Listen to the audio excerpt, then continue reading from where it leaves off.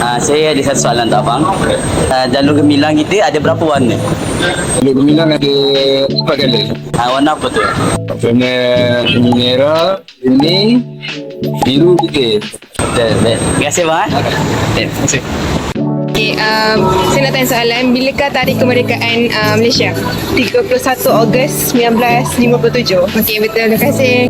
Soalan saya, siapakah yang mencipta bendera Malaysia? Muhammad Hamzah. Muhammad Hamzah.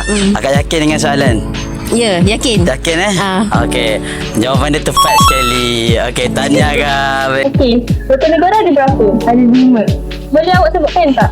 Baik, yang pertama, kepercayaan kepada Tuhan. Yang kedua, kesetiaan kepada raja dan negara. Yang ketiga, kemunduran perlembagaan. Yang keempat, kedaulatan undang-undang. Yang terakhir, kesopanan dan kesusilaan. Okey, betul. Terima kasih. Assalamualaikum Tuan. Waalaikumsalam. Bagi Tuan penting tak sebagai kita rakyat Malaysia untuk amalkan nilai patriotik? Pada pendapat saya sangat penting lah, sebab kita Malaysia ni hidup dengan pelbagai kaum.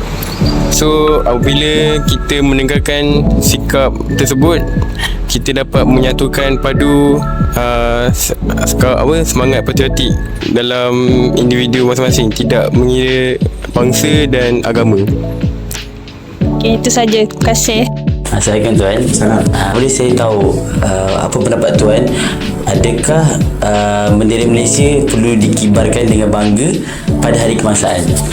Ya, perlu dan mesti, sebab bendera Malaysia adalah lambang sebuah negara, yang mana bendera Malaysia sendiri, Jalur Gemilang tu, dia adalah representatif kepada semua yang ada dalam Malaysia, termasuk negeri, agama, rasmi kepersekutuan, perlembagaan dan sebagainya. Jadi ia perlu dan mesti dikibarkan pada hari kemerdekaan. Okey, baik. Terima kasih Tuan. Terima kasih Tuan. Sama.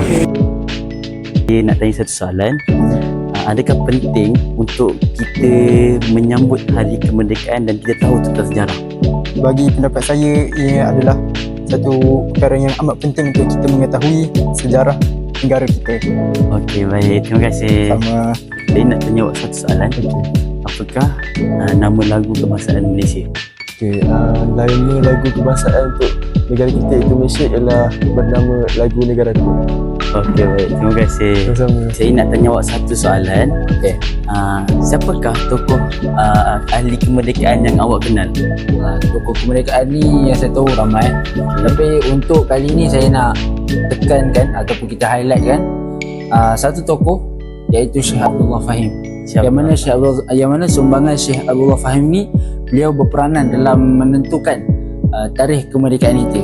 Yang mana beliau menyatakan bahawa untuk kita dapatkan kemerdekaan Malaysia ni perlu mendapatkan tarikh 31 Ogos 1957. Dan jika kita tak dapatkan tarikh 31 Ogos 1957 ni, kita perlu mendapatkan tarikh yang seterusnya. Ada lagi, ingat saya, pada 1960 yang perlu lebih lah. Jadi Syekh Abdullah Fahim ni dengan keilmuan dan kealiman beliau sangat berperanan dalam kemerdekaan untuk negara kita pada ketika itu dan sehingga sekarang. Okey, baik. Terima kasih. Sama-sama. Saya nak tanya abang satu soalan. Ya, boleh. Siapakah bapa kemerdekaan? Bapa kemerdekaan untuk negara kita Malaysia adalah Tunku Abdul Rahman Putra Al-Haj. Okey, baik. Terima kasih. Itu saja. Ya, sama-sama.